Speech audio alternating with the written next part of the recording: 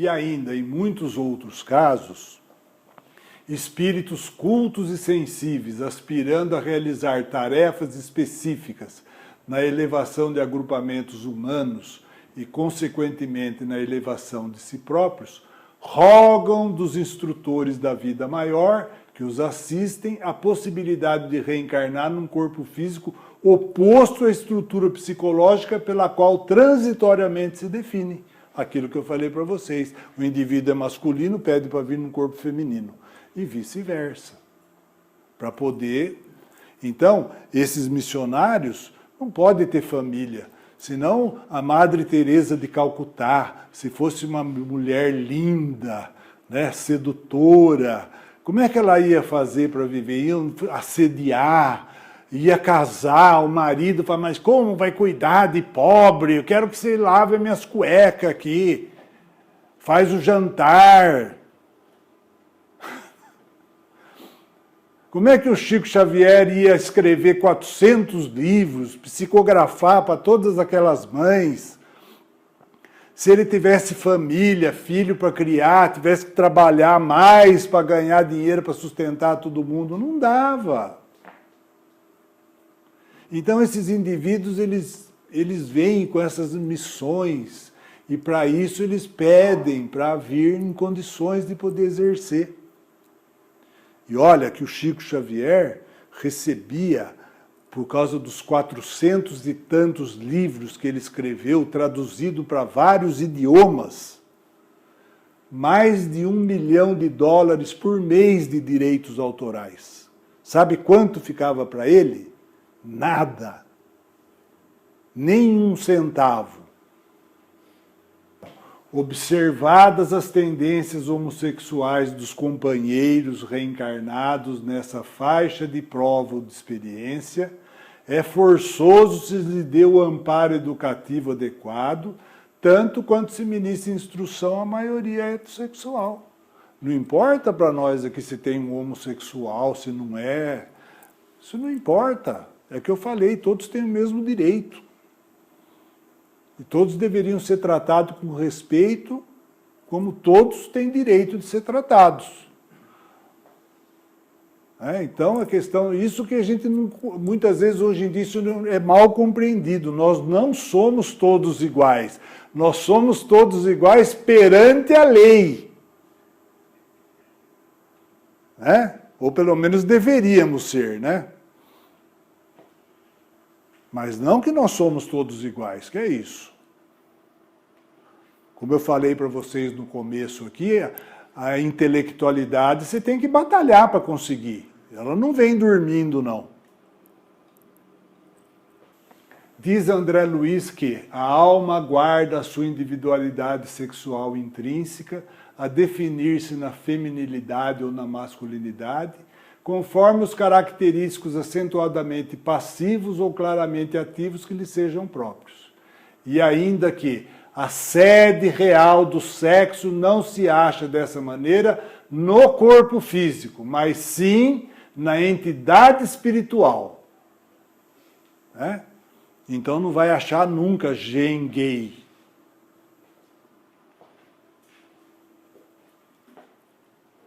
Como consequência, cada criatura está, conforme seu grau evolutivo, condicionada a uma ação sexual específica, decorrente da própria ação mental e seus impulsos e manifestações. E nós temos o livre-arbítrio. Então, quem tem uma tendência para a homossexualidade, você pode perfeitamente passar uma vida sem se relacionar sexualmente, trabalhando, desenvolvendo um outro... Essa energia da sexualidade, que fala do Kundalini e tal, ela é energia criativa, serve para criar corpos, mas serve para criar outras coisas também.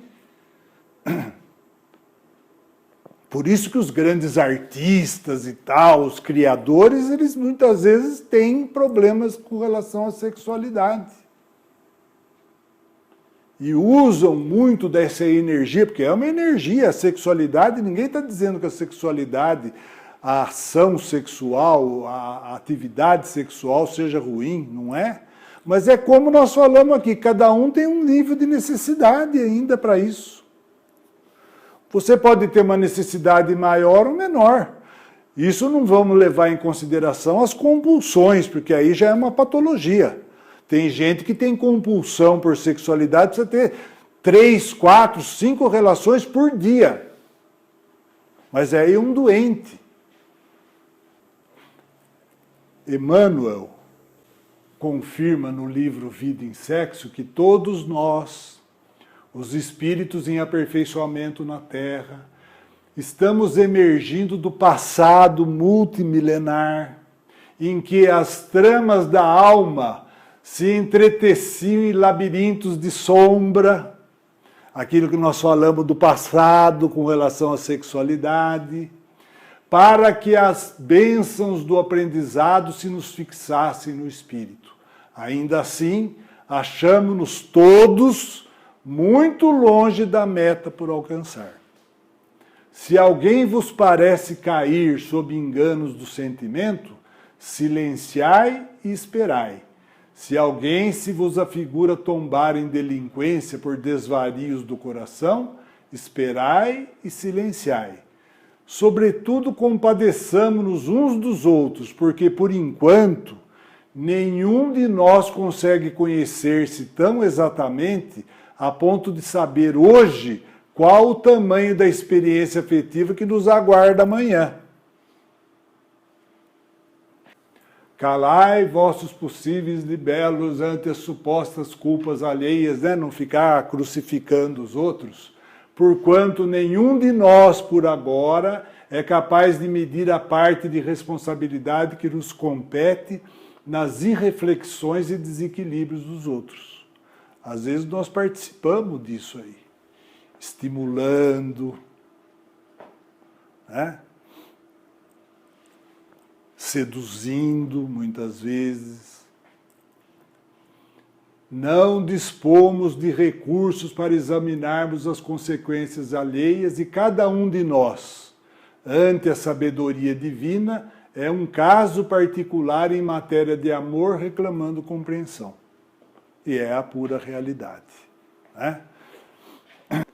Então, nesse quadro da sexualidade, nós também incluímos a prostituição, né, nos vários tipos de prostituição. Então, tem muitas prostitutas, não as garotas de programa que praticamente fazem isso para ganhar dinheiro mesmo, né? Não tem outro, não é que tem necessidade nem nada, é para ganhar dinheiro. Mas muitos indivíduos que um dia criaram os bordéis e tudo mais e amealharam mulheres para prostituir, vem numa situação onde vai acabar caindo também na prostituição para ver o que é a prostituição. E o adultério também na mesma qualidade, né, que entra nessa parte da sexualidade, nós temos que contar que nós estamos numa experiência aqui, você pode ser perfeitamente tentado, por isso que a gente chama de tentações, tentado a se comportar dessa ou daquela maneira, e vai depender de você, como você vai se comportar. Não importa se você... Então, tem muita gente que fala, não... E hoje em dia, né, do jeito que as coisas estão, você muitas vezes é assediado por uma mulher. Não é só o homem que assedia a mulher também assedia o homem hoje em dia. Então vai depender o comportamento, o que você vai fazer com isso, depende de cada um, da moral de cada um, em que relacionamento você está, o que você pretende fazer. Então, a questão da sexualidade, da relação sexual em si, entre dois adultos, um homem e uma mulher, ou seja lá, se for do mesmo sexo ou não, aí depende o que você ter relações sexuais não tem problema nenhum, desde que você esteja de comum acordo com aquela pessoa, abrindo o jogo dos seus reais interesses em relação àquela outra pessoa, não enganando, é aí que a coisa começa a trazer problema. Onde o indivíduo tenta seduzir o outro para conseguir uma relação sexual, mas já tem na cabeça dele que vai abandonar, que não é isso que quer outra e outra e outra. Então, o que você causar naquela pessoa é responsabilidade sua, sem contar que na relação sexual nós temos sempre que pensar na possibilidade de gravidez. E se engravidar? Nós já vimos aí o assunto aborto. E se engravidar? O que você vai fazer? Entenderam? Então, a atividade sexual é importante, nós precisamos dela, é uma troca de energia. Quando é uma troca de energia? Uma relação sexual entre um casal que se dá bem, que um respeita o outro, é uma maravilha. Não é a mesma coisa que você ter uma relação com uma prostituta, por exemplo, que você não tem afeição nenhuma, nem nada, que você vai lá simplesmente, mecanicamente, você não tem afinidade nenhuma, não tem nada. Então tem a ver também com a qualidade da relação, né? Então, à medida que você vai tendo qualidade, que você vai respeitando o companheiro, a companheira e tudo mais, acaba adultério, prostituição e tal, porque não tem razão de ser. A gente precisa largar a mão de preconceito, né? Porque nós estamos vendo hoje em dia aí na televisão, todo dia, lá em Brasília, um monte de heterossexual que não vale nada, que não tem moral. Então não é esse o problema da sexualidade, desde que você não prejudique ninguém, nem nada. Se você é um promíscuo, o azar é seu. Você está sujeito a uma série de coisas, né? Então o azar é seu mesmo. Você está sujeito a acontecer uma porção de coisas. Mas você tem muitos homossexuais que são pessoas dignas, responsáveis. Tem muitos que trabalham, que agem, que são produtivos e tal, do mesmo jeito que tem muito heterossexual que não vale nada. Então não é esse o fato em si. Né? Entenderam isso? Deu para compreender? O objetivo da espiritualidade é que um dia a gente vá ficando cada vez mais parecido, homens e mulheres. Entendeu? E não que a gente vá ficando cada vez diferente, mais diferente um do outro. Ao contrário. Nós temos que nos igualar, porque igualando você vai respeitar. Você vai entender, você vai respeitar. E aí você vai estar num corpo masculino ou feminino se você tem uma personalidade mais ativa ou mais passiva. Só isso. Então você percebe que olha, é tão inteligente tudo, quando você enxerga por esse ângulo, você percebe o objetivo da espiritualidade, o que nós estamos fazendo aqui, né?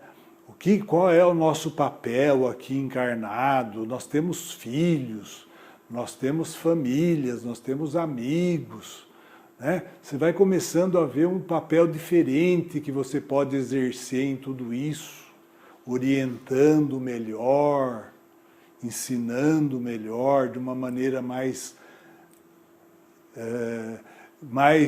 de acordo com os ensinamentos de Cristo. Né? Cristo não ensinou, ao contrário, ele pegou aquela mulher que ia ser apedrejada e falou, quem que vai atirar a primeira pedra aí? Quem que não tem nenhum pecado que vai atirar a primeira pedra?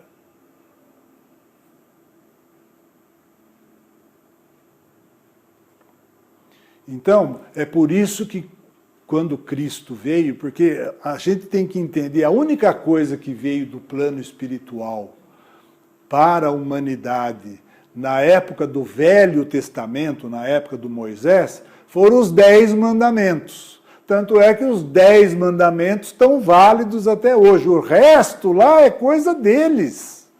É coisa da sociedade da época. Não tem nada a ver com a espiritualidade.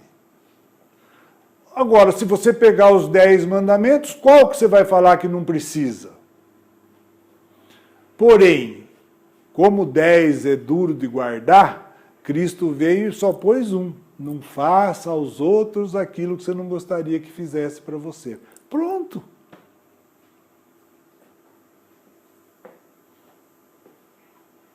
Então, se você é homem, né, e você fala, não faça para aquela mulher aquilo que você não gostaria que fizesse para você, se você estivesse no lugar dela, ou se ela fosse sua irmã ou sua mãe. É só pensar assim, em tudo.